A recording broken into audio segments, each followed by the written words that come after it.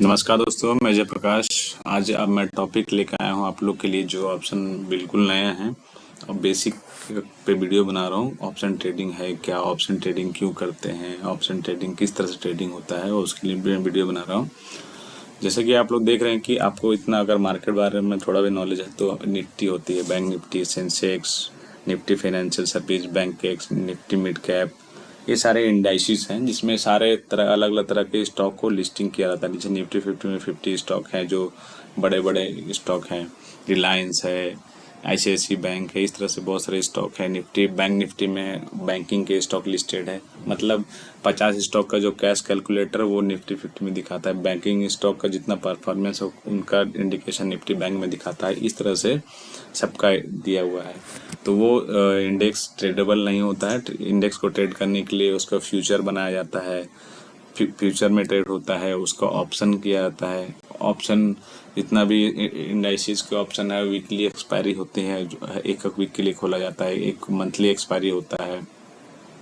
जैसे आपका निफ्टी, आप जैसे देख रहे हैं कि यहाँ पे निफ्टी अक्टूबर 26,000 पी है। ये आपका अक्टूबर जिस दिन लास्ट होगा उस दिन पे थर्सडे के दिन इसका एक्सपायरी होगा, ये मंथली एक्सपायरी हो गया। और ये देखिए 24 अक्टूबर पी दिखा रहा है, ये वीकली एक्सपायरी है। इसी तरह बैंक निफ्टी का है, निफ्टी बैंक देखिए, बैंक निफ्टी अक्टूबर 52,000 पी, ये इंडेक्स बैंक निफ्टी का ऑप्शन चार्ट ऑप्शन है ये। तो ये ऑप्शन हर इंडेक्सेस का ऑप्शन होता है। आपको एक बेसिक किताबी ज्ञान के लिए दिखाना चाहता हूँ। जैसे कि option trading is a financial derivative that give investor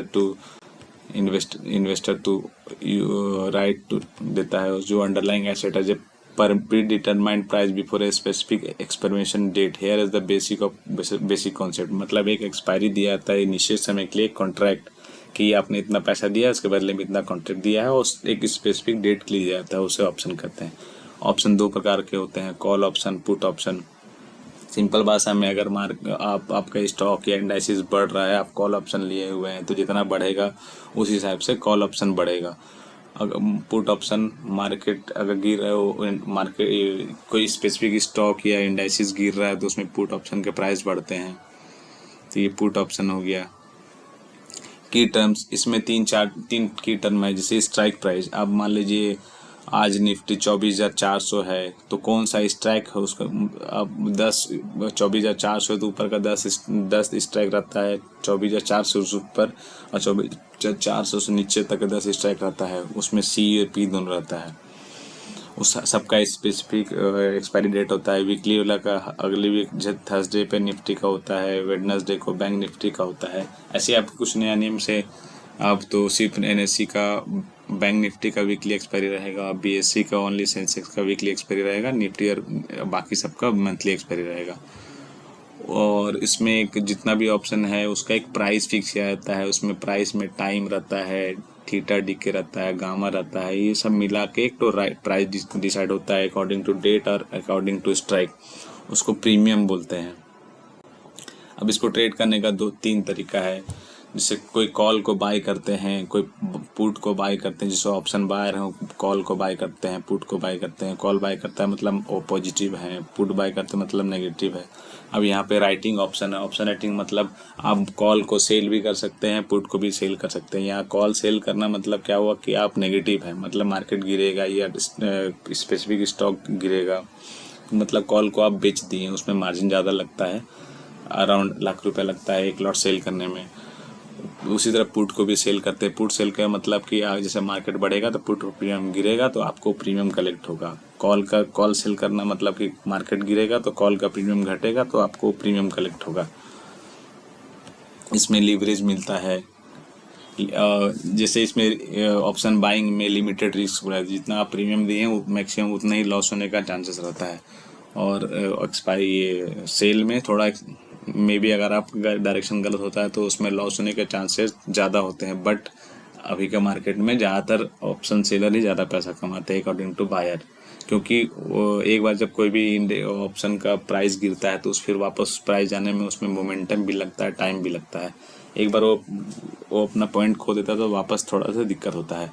उसमें भी अगर आप दूर का ऑप्शन रखे हैं, मान लीजिए 24,400 मार्केट है, आप तो 24,600 का सी रखे हैं तो उसका ऑप्शन प्राइस बढ़ना बहुत मुश्किल होता है। वो जो आसपास या 100 या 50 पॉइंट भी नीचे रहता है उसमें प्राइस मोमेंटम ज़्यादा होता है। ऑप्शन में लिमिटेड लॉस होता है, मतलब आपको जितना आप प्रीमियम पे किए उतने ही लॉस हो सकता है।